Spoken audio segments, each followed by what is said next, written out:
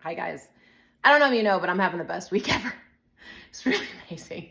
I'm really digging it. I'm really digging it. And I was gonna got my Bible readings. I'm like, that's all real antagonistic. Let's read something fun today and kick off with an important truth that nobody knows.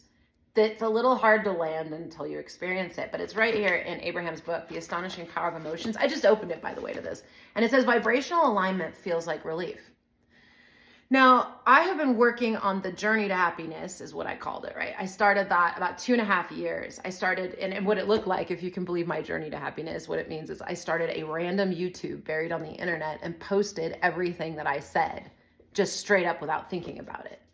Isn't it funny that that's the starting place that I needed for my journey to happiness? I think so many people think it's a book or a class and not that those things are bad, right? But they're not going to necessarily get you anywhere. You need something that's tailored for you and what holds you back in your happiness. And mine specifically was my ability to express.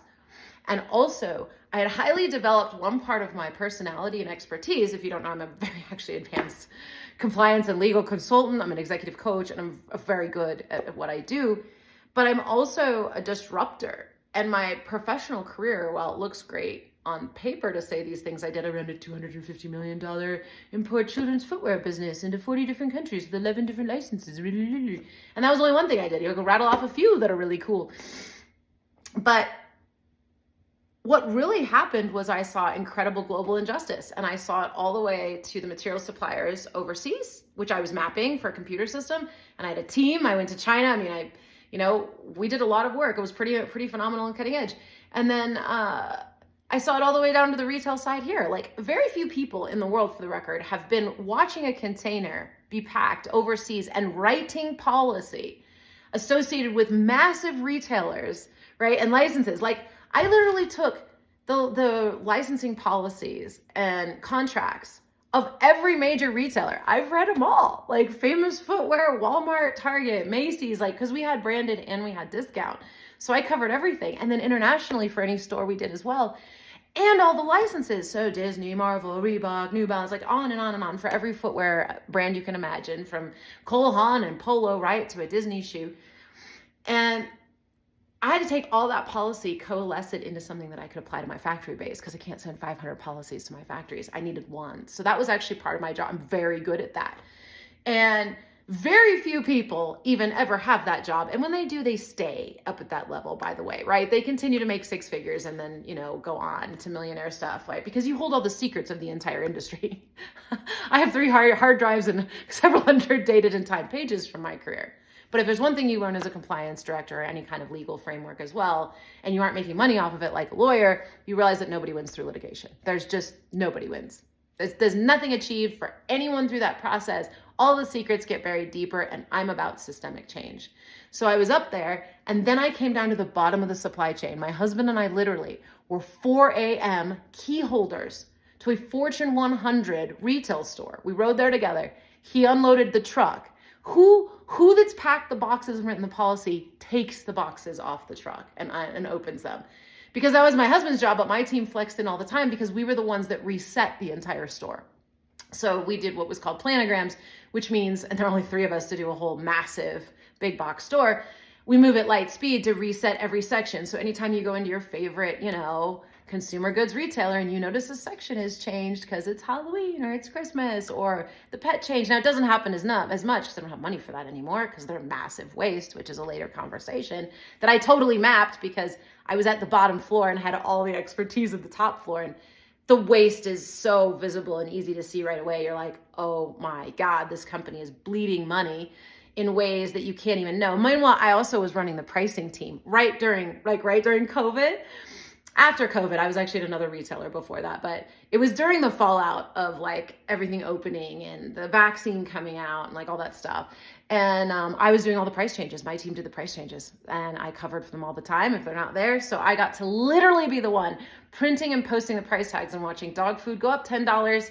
Up tomorrow it goes down $2.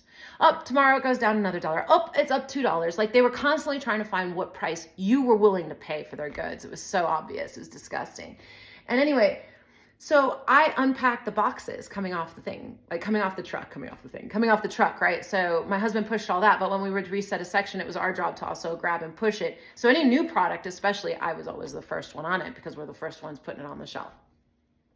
So during this time, I saw what happened to product quality thanks to COVID. Since I made the products before and unpacked them after, I was like, oh, it was very clear this Fortune 100 cut out multiple layers of legal, design, protections, and operations. They had a few very ugly blowups while I was there, to include sexual wear and satanic wear for children that we unpacked and put on the shelf and then had to repack and ship back, actually, when people realized what it was. And that was probably just a design legal check fail, because those items came in from a designer they hired off TikTok, an influencer, and probably that went around a bunch of legal protections and never should have been put into those size scales. See, I understand the tech and all of the sourcing failures that probably happened there that made this an innocent mistake for the corporate branch, but unfortunately made it look like this retailer was trying to target children for sexuality and potentially Satanism, which wasn't good. They now claim it never happened, but since I work there and I still have pictures of the product, I know it did. That's the kind of thing I contain. And my grand finale of this career I had really was that I was hunted down like a dog by my executive leadership for reporting them for illegally writing up employees who actually had been hurt in good faith, but they were claiming it was those employees' fault. And those employees, so if you can imagine working for a company for 20 years and getting hurt on the job for the first time, and then they write you up for a final, like they're gonna fire you because it was your fault, when it wasn't your fault. It's a normal course of business injury. One of them was even bleeding in the middle of the aisle and still was blamed for their own injury. So when I reported that, not to the state, just the corporate branch, they took care of the issue. And then I was sanctioned to be fired or forced to quit in whatever way possible. And the details are quite amazing of how far they went. They even put my life in danger, and I have it all documented, of course, right? But again, no one wins with litigation. I'm not taking them to court. I want systemic change, deep systemic change at a very high level in many systems, because I've been in them and I have advanced operational and technical expertise but what I learned was, that's why I'm a coach, right? Because I learned that you have to activate people outside of the business. I can't change it from within. It's just not going to happen. We have to start saying executives are suffering in a huge way because they have to do things that are very counter to their character, and they have to do it to be successful, and it creates an internal moral fracture that is creating a very ugly, massive manufacturing arm around the world. And when people want to talk about bringing factory jobs back here, it's like, oh, no. You guys have no idea how people are treated in those factories. I have some pictures if you want to see. And China's the good place, by the way. China started to raise their standards, so we went other places, and it's very bad. And that the American consumer doesn't care about things like I had to see when I was in my profession, like little kids being murdered in factories for standing up for their rights, and production is happening in these places, or the things I learned that, like, even if I audit my main factory and ship the goods out of there, right, and it matches all my compliance policies, when I really got over there and got in, I realized my goods aren't made in the factory that's audited. I don't know where they're made because I can't audit it, because it's never going to hold up to the standards of all my licenses and stuff, right? So nothing is even real in supply chain. Any of these big brands or retailers that say they have compliant supply chains, like, all of their records are false. I'm one of the ones who's made it. And I like false, but I want to be clear here that it's not considered fraud because it's what everyone does. It's just considered a part of doing the business because you just can't do it any better. And for the record, the person who went up and set up the entire auditing system for factories was an American who is heralded as a hero. But in actuality, he went over there and set up an entire system of bribery. So every single audit you ever get on a factory is bribed out. Period. And if you don't pay the bribe, you get accused of bribery. That's the really cute trick in China. I've been on calls. I was on a call with Dollar General, right? Where I have to listen to this woman telling me how my factory tried to bribe her auditor because her auditor told her that. Why had people on the ground in the factory refuse to pay their bribe? So we fire Mr. Wang, right? Or whoever, because they all have the same last name. It's not like you can verify who's actually fired. So you claim you fired the person who offered the bribe and you move on with your life. And the dumb bitch sitting over at Dollar General thinks she's done a good thing. And here I'm sitting over here, a real compliance person, like, man, you're just part of this problem. Like, That BV auditor, Bureau Veritas, one of the biggest, boldest labs, because I also worked, by the way, after managing and importing in factory auditing. I was actually the one training the FLA auditors to go into factories to maintain a Fair Labor Association audit, which is supposed to be a very high level, awesome audit. And why did I lose faith in it? Because one, I was the one training them, and I did not have what I would consider factory auditing experience to be training other auditors. They'd pop on a call for a couple of hours. We'd go over the process, and it was all technical based. It was all, here's how my spreadsheet works. Here's how this process works. What questions do you have? Because you're asking, don't get me wrong, on an audit like that, you're asking about hours, time. They have to check the space. It's international, so it's not an OSHA audit.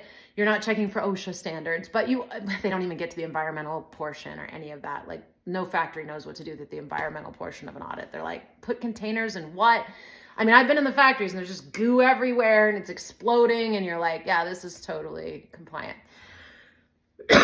You're lucky if you can get them to write glue on a little canister of God knows what kind of liquid sitting there. It's probably 90% formaldehyde, but usually it bakes off, so it doesn't actually show up in your test reports.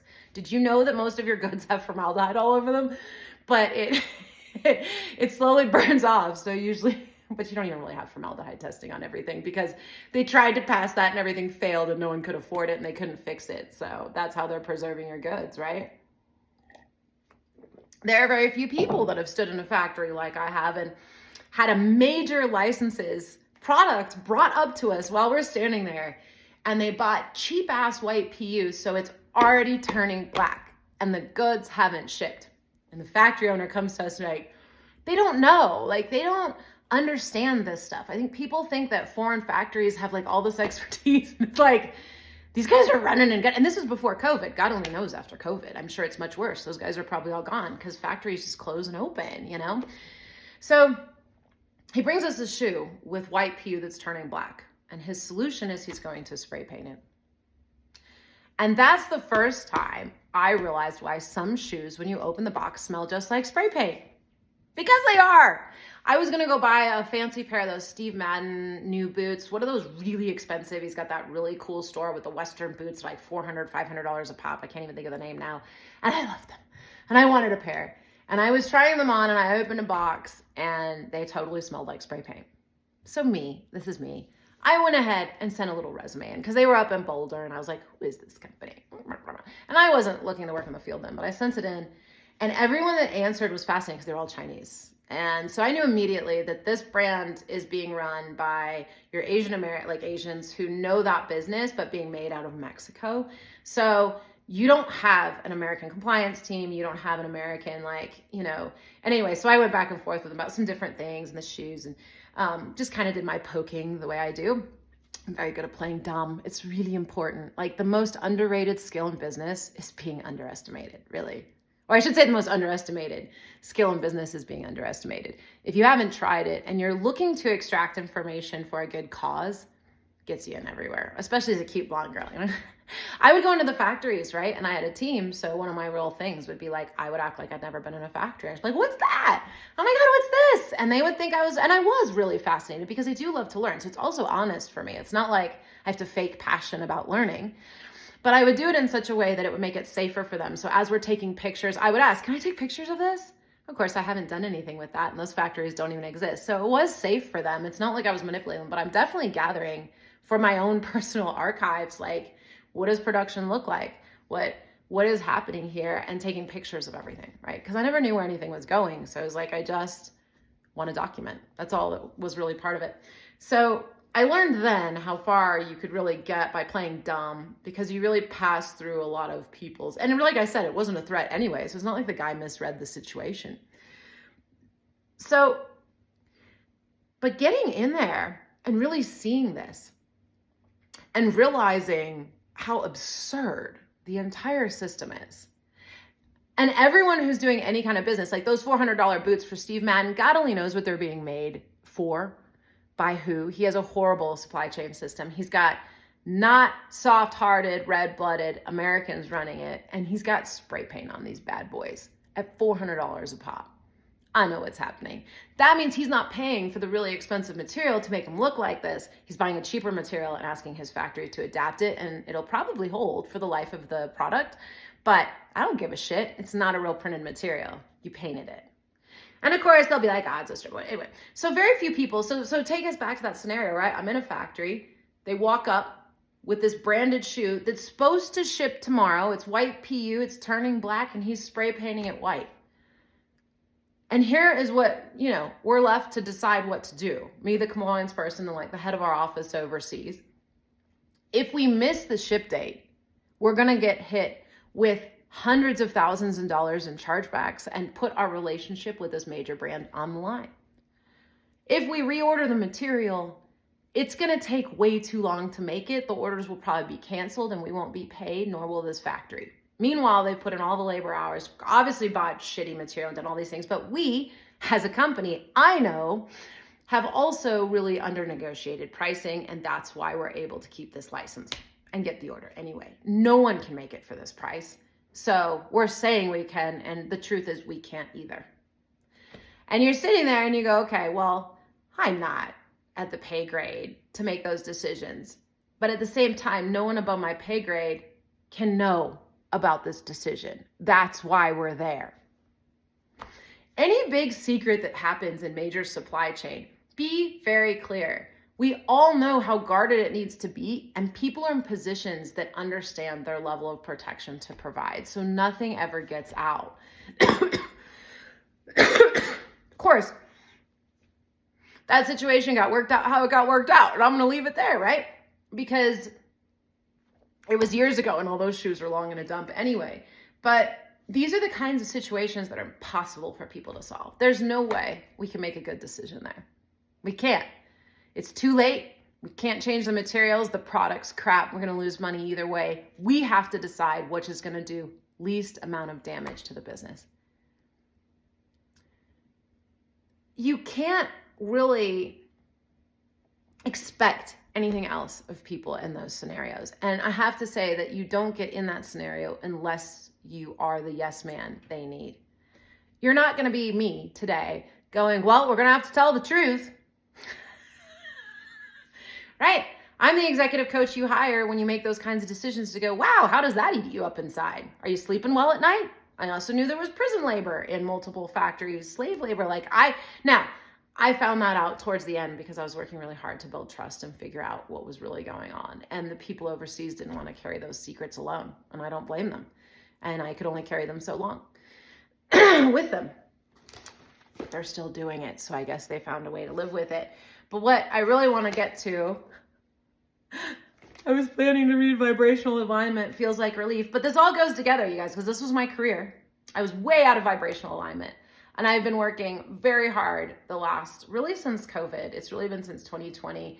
About 2018, I was in a really bad spot, very sad, very messed up from doing a lot of this stuff, marrying someone, you engage in this lifestyle, you become a fake person, and you end up having fake relationships. And that's what happened to me. I married like a fake relationship, but that doesn't work for me. And so it all started to crumble then. I started to realize, oh my God, I have this perfect life on paper. Everyone's telling me I should love it. I look happy and I feel freaking dead inside. And I'm so unhappy, I can't even function. So it was really a gift when I pulled that House of Cards down. I got out of the career, left the guy, but I was no longer okay inside. I don't know if I was before that, but I was definitely shattering at a different level. Then I ended up in auditing. Then I ended up in worse and worse compliance situations to get a clearer and clearer picture of what was going on in other industries. Because I at least had been in a regulated, protected industry. I think my company had known they had to protect my principles to a certain extent because I'm a do-gooder. So then I ended up in spaces where it was like, oh my God, what's happening actually in supply chain is disgusting. Then when I ended up at the end of the retail chain and unpacking and unloading the boxes, it wasn't just the disgusting nature of all of that shocked me. It was the rights and violations of a people on our own soil in America that was completely horrifying, shocking, and intolerable to me. I did everything I could at multiple retailers to report illegal violations. Like at first I was a company man. I'm like, I'm going to get promoted. And then I started to go, this doesn't work for me anymore.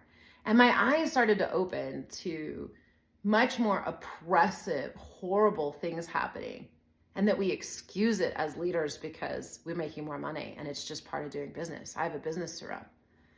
And I'm not okay with what's going on anywhere from the bottom of the supply chain to the top, for the people making the least amount of money and for the people making the most amount of money, and everyone in between. Like, there's a little more happiness in between, but especially the two extremes are suffering at a level we don't realize.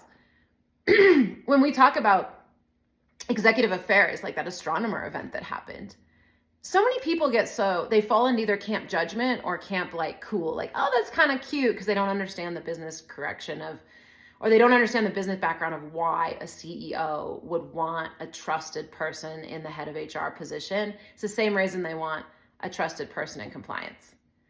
If you can collapse your accountability branch or compromise it, then you as a leader are much safer. It's a very predatory but very normal part of thinking like an intelligent executive. But what's really happening behind that, aside from that entire like character smooge, right? That whole like, oh my God, who are you as a person? That's really bad. But they're taught, I want to be clear that they're taught that's good business. You know, we used to be taught selling out was a bad idea, but now it's become like a cultural phenomenon. Like, you're stupid if you don't sell out, seems to be the culture.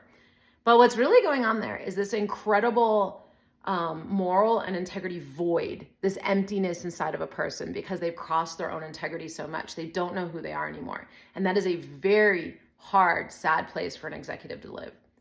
I did a deep dive on Tony Hsieh last night, the head of Zappos. I'm in grad school, we're doing organizational culture, and I was studying him for an assignment. I'm like, oh my God, this guy is so cool. And then I was like, he died early though. What was that about? Because I was going through my own stuff and never looked into his death. And he's a perfect example of the complete and total collapse of a hollowed out executive. Here he cared about everybody's happiness. Zappos was known for having an unbelievably fun, happy culture. It's why they rose to success so quickly. Because he was constantly studying the psychology of happiness, and he was able to write it into interview questions and build it into his organizational culture. But as you watch the story, he wasn't able to find it for himself. He ended up coming up with this idea, live in the wow, where he was trying to understand like wowness and awe as a form of happiness. But that's not happiness. And what ended up happening, it looks like to me, and I'm assigning some of my own experience to this because I've been through a similar process, but he got very deep into addiction. It's not even addiction. I'm not going to call it addiction. He didn't have relationships. He didn't have skills to communicate how he really felt. And he was trying to desperately find happiness. Anyone who's studying happiness at that level is trying to find it for themselves. So even though he's creating an organizational culture, created $1 billion company, the man did not move the needle on his own happiness. And live in the wow became, I'm going to go to music festivals and do drugs, and that's a trick happy. And when I was really sad, I did that around the same time as Tony Hsieh, like back in 2018. I was really sad. And music festivals can be really fun and a form of sort of love, and you feel like everybody's there with you, and there's a lot of substances engaged in the process, and he obviously had an endless budget. So his live in the wow ended up becoming like, all I can do is try to experience some kind of thrill in the moment, and addiction can trick you out that way. If you don't know unconditional love and you haven't experienced real happiness, then that wow moment of some substances can be what you think is happiness. It's the closest you've been, in fairness. And so here this man who didn't know how to be alone and was desperately looking for happiness died alone, trying to be as unlovable as possible to get someone to love him. And when I looked at it, do you know what happened in the end? It said, that his family tried to intervene for him. His dad sent an addiction specialist to the house, but they were turned away. Now, if you dig into the story, Tony Hsieh was going completely psychotic, he needed family to show up and intervene for him and drag him into a psychotic hold, and he needed long-term care. He needed a Britney. His parents needed to come in and take his estate and take over control and have his ability to run it removed. Just because he was doing so many drugs, he was never sober for a second at the end, and he wasn't eating and sleeping. And when you get to that point, you have to have the substances removed so you can think straight for even 5 minutes. People aren't mentally ill. It's not a psychotic break Tony was having. He was not sleeping and doing a lot of substances. Everyone acts loony like that.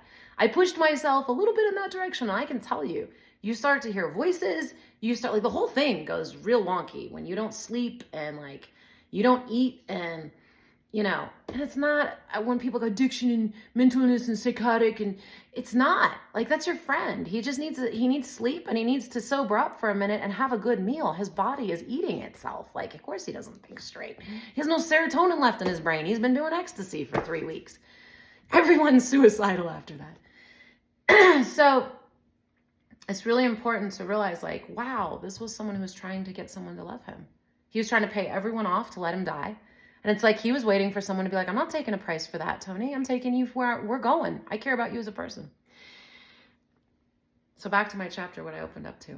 And I have such a heart for him because I'm like, that's a real thing happening. And executives have a lot of power and money, and they are really that void of love and meaning. They've achieved to the point where there's no achieving left, and they have come to terms with the fact that they're still completely empty. But when you've gotten that rich, it's really hard to get back to the nitty gritty. See, I didn't get that rich. I could have, but I was smart enough to walk away. And I was smart enough. I mean, people would say it was stupid, right? I took myself out of the big positions. I took myself out of the big money, and I crash landed at my parents during COVID. And we don't get along, my family, well, but they had a 5-acre ranch. And I got to get my hands in the dirt, and I got completely sobered up because the universe intervened on my behalf the way it didn't for Tony. It intervened for me, and I had to be sober, and I had to stay at the ranch for 2 years. Story for another time. But at the same time, it's so perfect for me. I mean, I literally had an anklet on my ankle testing my alcohol every 10 seconds, and I didn't hurt anyone. Okay, it's a long, involved story. But thank God for that. For a year, I couldn't even have hairspray on my head, much less taking a sip of alcohol. And so I was forced to get my head and body straight, which changed my life, right? And in that process, because I couldn't stay at home quarantining with my parents, I went and worked in retail. That's how I got into retail, right? So it's like I took myself off the throne, but the universe finished the process for me so that I could spend 5 years essentially as like a little seed planted and reform. So from 2020 to 2025 is what I'm saying. I guess it'd be maybe 2018 to 2023, because that's really when I started the journey to happiness and really started to realize I didn't know about Tony Hsieh's story, but I'm doing the same thing where it's like, Emily, you can study happiness all day long, but if it ain't happening in here, you ain't getting anywhere. And that's kind of where I started to go, okay, I'm not acting more wackadoodle online, and I'm not necessarily an antagonistic person, like, but I need to develop that part of my personality. There needs to be a strength so I can be all that I've become. And that doesn't say it right, but just in the last 2 days, right? I started this, I'm having the best week ever. Because of this, because it says to keep up with all the larger part of you has become. I didn't understand that phrase for Abraham for so long. So I'm just going to read this little bit because this is happening for me and I get it now. And I don't know if you can get it before that. So it says vibrational alignment feels like relief. When we speak of vibrational alignment, we're referring to aligning the vibrations within your being only. It has nothing to do with anything that anyone else is doing. Isn't that funny? We always think everyone else needs to change. And I was very caught in this. This is very much my journey to happiness, which is why I'm sharing it. Okay. So when we speak of vibrational alignment, we're referring to aligning with the vibrations within your being only. But in our society, we don't understand that, okay? It has nothing to do with what anyone else is doing. Now, this sometimes raises a question in those who hear us say that, because it seems to so many people that the only problems they have are due to their interaction with other people. So doesn't something need to be done about those individuals? It is true you're interacting with others, and often the interaction is the source of your discomfort or problem. But asking them to be different is not the answer. Most of them are not willing to change for you anyway. We know this. And it's not their job, right? And even if they are willing, they cannot consistently be what you need them to be in order to feel good. The answer to your feeling good is only in the alignment of the energy within you.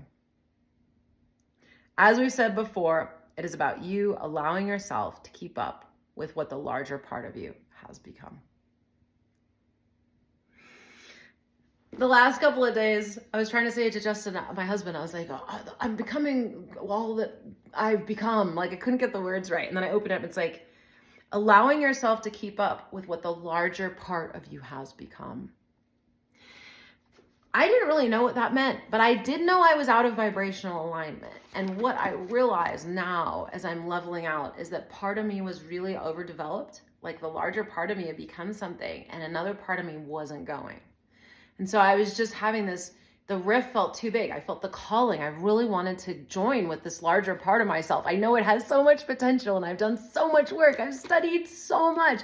I have literally for 45 years not stopped studying either business, psychology, spirituality, like everything I can get my hands on about how this world works, how physics works, what's the difference between physics and biology, how does God fit into all of that, right? My 6 different Bibles I have sitting around, on top of studying accounting, finance, global business, traveling globally, learning supply chain, and tech. I have a massive tech knowledge. So really what I was doing with compliance, which made me so good, was building a system overseas to actually upload test reports at the factory level. It had never been done before, but I was really working to make a system where the factories actually could be honest and we could achieve what we were doing at an affordable price. Somehow we were pulling that off. But it still wasn't able to get us to actual production compliance. It was only getting us to record compliance. And that's really where my breaking point was. But I got into the background systems. I've been in everyone's computer system, like every major retailer, every major brand, and then programmed a bunch on my own because my dad was a computer science PhD and I was programming in Turbo Pascal at 12. And I don't like programming, for the record. I don't, but now thanks to AI. But I love building and I understand networks and transfer of information very clearly. And I work with AI a lot now. So I have a lot of learning that I've gained, right? This is on top of gardening and all of my physical knowledge about how to grow stuff outside. And I can drive a forklift and like manage an entire garden department and inventory and paint. I have a huge background in painting as a trade and know all about latex. I can go on and on about all the different things I've learned because I have been working so hard to become something larger to have this bigger message. But my internal workings were not developed. So I couldn't become a part of everything I'd become. Even when I was hunted like a dog in the halls of my last job, which is almost a year ago now, I didn't have the communication skill set to appropriately address it directly with my management still. There still was a fear, but I needed that event. That's why that was the finale. That finale really, I didn't believe my executive leaders would have such death and sort of MURDER in their eyes for me, right? Because I was doing the right thing. They were the ones doing the wrong thing, and I called them out on it. And maybe you can get me fired and stuff, but the level of cruelty and vengeance was way beyond what's appropriate. And it was a level where I was like, oh, okay, I needed to know that was underneath that. I needed to know that it was that bad, that there really was no humanity underneath. It was Christmas. I was working nonstop, right? Like, so there was no humanity in it, and that's what I needed to see. So I also needed this to develop though. So since then, I have literally been posting antagonistic videos online to build strength and go back and forth with people. And I was so afraid to lose my temper. I've let myself straight up, I mean, you should see some of those comment responses. I mean, it killed the algorithm on the video. Sometimes people are so mean on TikTok. It was perfect. They'll say something, it would trigger me, and I'd be like, let it fly, Emily. Let them trigger you. You don't know them. They don't know you. They made a judgment. And that's the safest place I could come up with to pop off, because most likely they're not even going to look at the comment. And if they do, they'll read the first 2 words. And it doesn't mean anything in that space. And I didn't say anything super cruel, but I mean, I popped off in ways that I would never normally do because I had to build that muscle. You can't just go from being like a nice, sweet, like I like to make things work and make people happy person to I'm going to be a fucking disruptor and get in your face and tell you what's happening in our supply chain is disgusting. What I have seen happen just in retail stores under my watch in a few years is so disgusting, and in the richest county in the country. So you tell me what's happening in poor places. And since no one knows their rights because they're all old or young, there's no accountability ever. And there's a serious predatory problem happening. And that's completely different than the predatory problem of American business with overseas factories, which is really an American business predatory problem, which is really an American consumer predatory problem because all you care about is price and the rush for cheap, rather than requiring your companies to clean out their waste. Because, you trade on their stock price, and they don't want to do that. That's lazy for executives. That's not fun. They want a new product. They want a big fancy thing. They don't get into the nitty gritty and go, oh my God, the amount of waste I could save, the amount of money I could save at this Fortune 100 retailers that I've witnessed. The amount of waste you have in this particular sector is driving up the prices for consumers everywhere. But the consumer doesn't care. They're fine with getting a shittier, low quality product because business has actually convinced you it's that hard to do, when really they're just taking all the money out of the top, not addressing any of the waste or disgustingness at the bottom. And then to amplify it, let's just add this, you added DEI. Now, DEI is good in principle. I have no problem with DEI in principle, okay? However, what ended up happening was you promoted people who weren't quite ready for their job. And because they're insecure, they surrounded themselves with other people that look just like them. So a lot of your jobs, like your internal network, went from white men to black women. It was like a flat out change. There's not like, and they're every bit, in my experience, as vicious and racist. Like I could have been promoted at the one Fortune 100 retailer easily because the black district manager, who's a female, was a lesbian and liked me and wanted to sleep with me. That's no different than the white guy who wanted to sleep with me that I worked for, and I didn't leverage it in either case because I find both equally as disgusting to me. So, but unfortunately, the people weren't well trained in their jobs, and because they were allowed to be there and it was like cool that they looked a certain way for the position, they had no accountability and they surrounded themselves with other people. Like, does this sound familiar? It's the same, but the skill level isn't there. And so I don't really care if I'm used to like working for predators, whether you're a white man or a black woman. And it doesn't mean all white men and all black women are predators, right? I love many black women and many white men. I'm married to one. However, when they get in these types of scenarios, they seem to have a similar behavior, which of course has led me to believe it's just human. It's not anything about anyone with color or gender, it's just a human quality.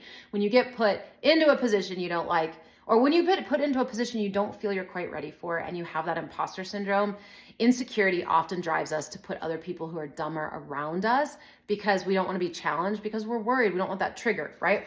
It's a very natural human psychology, similar to Tony Hsieh's natural human psychology of making himself as unlovable and inaccessible to save as possible, to have someone prove their love for him, right? So, but what I'll say is it unfortunately degraded your operations at a certain level because it happened fast and it happened intensely. And so a lot of your retail supply chain domestically, a lot of your skill level got dropped. In fact, the reason it was allowed that I was preyed on by my white male executive leaders at the last company when I reported them was they had just brought in an HR black female from Walmart who was a vicious, terrible human. And she was sanctioning them, writing up. I had 3 teams coordinate a lie about me.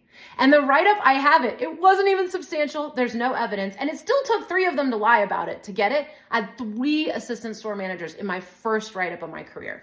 2 with their backs to me.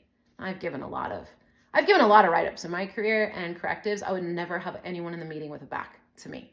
If I don't have the trust level, but I'm being set up, right? And it was all very clear. And all of that was sanctioned. None of that was found to be illegal. I reported it. They just didn't answer me at the corporate branch. And it's like, check. I ended up with a panic attack disorder. All this stuff because of the way it went down was very intense for me. Like I can talk about it now, but I resolved it. So, but what I found, right, is that you've also degraded, like that woman was caring about firing whoever because it was popular. She didn't care. I was amazing for that department. We had sales like you can't even believe. And since they killed all my employees, I was working 12 hours a day to make sure all the Christmas lights were down for Black Friday weekend. So I was going in at 5, dropping like hundreds of boxes and pushing them myself to get them on the shelf to make sales for that department. I can guarantee a fully staffed department this year won't even begin to match my numbers, and I plan to find out. But that being said, nobody cared about the business. This was personal and they sanctioned me to do it, right? So what happens in that? Your business degrades, the good people go away, and it sucks worse and your prices go up. And it's in the name of DEI, or it's in the name of protecting the company. And actually, so even that store manager, right? He could never fix a problem in our store because he couldn't run anything. He couldn't even run a cash register. He couldn't even run a basic app. Now the district manager would come into me as a middle manager, and if I couldn't run the app, talk down to me. But if my store manager couldn't do it, not a problem, who cares? What is that guy there to do? He couldn't close a sale. He couldn't run a transaction. He couldn't run a desk. He didn't know anything about any of the products, but he bent over and grabbed his ankles for our district. And that's why he kept his job, because he says yes. And when there's a problem, he would be as vicious and lie and do whatever he wanted to eliminate a threat. This guy had 16 cases against him at Home Depot before he was finally removed, and is racking them up at top speed at this other retailer. But the amazing thing is, see, they only view the cases separately. They're never viewed cohesively. So every single one is made about the employee, obviously, because you're viewing them all separately. So you can always explain why one situation is wrong. That's why you need multiple situations, right? So the whole thing is set up to protect and inflame this kind of environment. And so much of your money for the prices you're buying, guys, off the shelf is going to this kind of thing. This kind of predatory lying. None of it's about actually doing good business for you. They aren't merchants. They're predators running stores, and they don't know their business. The other one I worked for at a Fortune 500 or Fortune 100, she was amazing. I loved her. She was so sweet. She got eaten alive. But she didn't know her business. She knew how to run a big store if it was perfectly staffed and houred and she had people that knew what they were doing. But when she had to get down into the nitty gritty and figure out what's going on in a store, no data management, no systems knowledge, they don't even have admin knowledge. They can't even make an Excel spreadsheet. The one that wrote the terribly written up false write-up on me, she couldn't even open an Excel spreadsheet and make a basic one. She couldn't even run a report in Excel. That's why the next lying, scheming guy got promoted, because he could run her Excel reports. Now, he was debasing her all around the building, but she didn't know that, so she thought he was great. Because they were pretending to like women. What happened was they would pretend to like one woman while destroying the others. And then once the superstar woman would say, wait a minute, this is actually something going on wrong here, they would totally knock her out and bring up another woman and say, we love women, look at what we're doing here. This isn't about destroying women. But they did it over and over and over again, like it's a pattern. So, and then you'd be the superstar woman lifted up, like the one who wrote me up. And I was going to tell her that at one point in a meeting, because I'm 20 years older, and I was going to be like, girl, you're being played like, But I just said to her, I said, girl, you get your journey. You get your journey, right? He's going to rake her over the coals when it's convenient for him next. And she gets that journey because that's how I gained my knowledge, right? I was the good company gal too, thinking I was doing the right thing. I thought my leadership really cared about me. And because I had been so underloved, like a Tony Hsieh, or the person that helped me get out of that function, right, had also been very underloved. You're talking a foster care background, you're talking, right? So someone loving them, especially a daddy figure, which is what the store manager was so good at, they'll be so loyal and cross their own integrity. And this is the kind of fathering and leadership we have out there. Meanwhile, this guy, makes 300 grand a year, has a beautiful home. Everybody upholds him as great in his church, in his life, in his world. I'm sure he's a terrible father, right? But his kids are still going to think he's great because he gives them money or whatever. And no one's actually ever going to hold this man accountable for bad character. We'd have customers come in and be like, oh, he snow blows my driveway. And be like, well, he crushes lives here. Obviously I didn't tell him that, but I always thought, what would his neighbor think of him if he knew how he was treating people and breaking spirits here? Maybe he would just think it's a cost of doing business and he's a good businessman. But it's different when it's your kids, because that's who it is. And it's different when it's your money and your products, and you're allowing this stuff to soak up all the extra margin in what should be your quality products. So the consumer, in an urge for cheap and not having any substantial actual knowledge about the industry, is increasing the predatory behavior around the world, reducing their own quality, and calling it a good thing and calling it a win. Oh, my price went down $1. I guess that's all that matters to you. And so we're going to kind of experience that in our world and society, right? The fallout of that. That's what's going to happen.